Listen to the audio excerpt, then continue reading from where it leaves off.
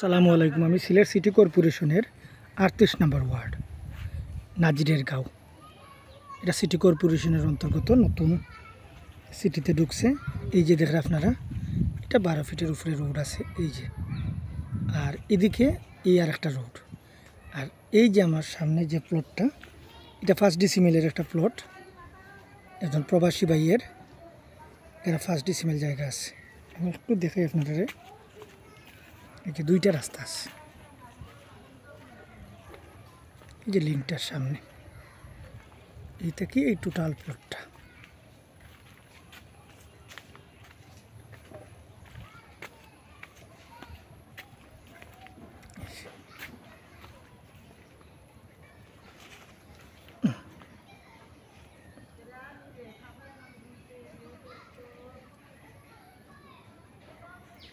পুরা 1 ডিসিমেল,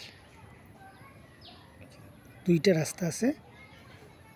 আপনি ময়ারসর যে বাজারের যে এই রোডে ঢুকছে, যে এয়ারপোর্ট যে রোডটা ঢুকছে যাওয়া যায়, এই রোডের সামনে আইয়া নাজিরের গাঁও মসজিদের পাশে একটু ঢুকিয়া